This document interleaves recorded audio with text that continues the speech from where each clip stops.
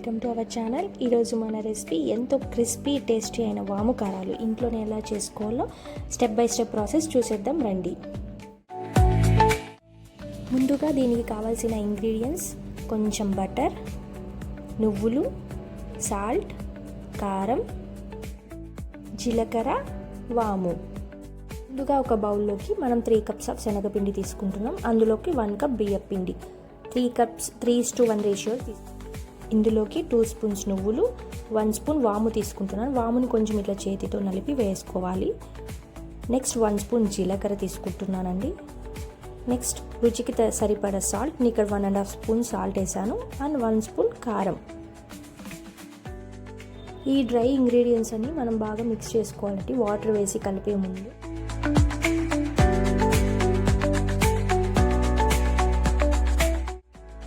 Next ఇందులోకి బాగా కాచి పెట్టిన వేడి ఆయిల్ ఆర్ బటర్, నేను ఇక్కడ 2 మిక్స్ చేసి తీసుకుంటున్నాను అండి. ఆయిల్ కొంచెం, బటర్ కొంచెం వేస్తే బాగా క్రిస్పీగా సాఫ్ట్గా బాగా వస్తాయండి.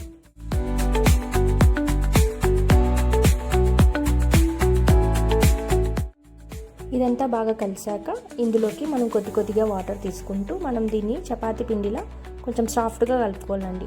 అంత హార్డ్గా ఉండకూడదు, మరి అంత సాఫ్ట్గా ఉండకూడదు. సెమీ సాఫ్ట్గా ఉంటే మనకి వాము కారాలు అనేవి చాలా టేస్టీగా వస్తాయండి.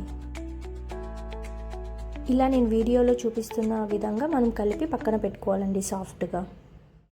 నేను ఇక్కడ వాము కారాలు ఒత్తుకోవడానికి ఈ సైజు ఉండే బిల్లని తీసుకుంటున్నానండి. ఫస్ట్ ఈ పావుని మనం ఆయిల్తో గ్రీస్ చేసేసేయాలి, మన పిండి అనేది సాఫ్ట్గా అంటుకోకుండా రావడానికి. అందులోకి మనం సరిపడా పిండిని తీసుకొని పెట్టుకొని లిడ్ అనేది క్లోజ్ చేసేసుకోవాలి.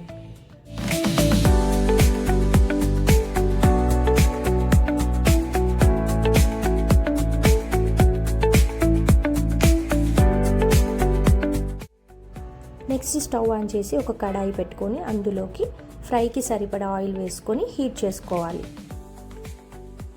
ఆయిల్ అనేది మరీ హీట్గా ఉండకూడదు, అలా అని మరీ లోగా కూడా ఉండకూడదండి. మీడియం హీట్లో ఉండాలి మనం ఫ్రై చేసుకునే ముందు. అది ఒకసారి చెక్ చేసుకోవాలండి.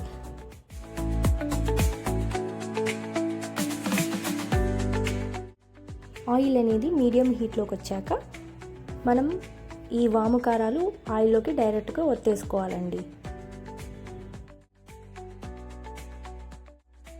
నేను ఇక్కడ రౌండ్గా ఒత్తుకుంటున్నానండి. ఈ వాము కారాలు అనేవి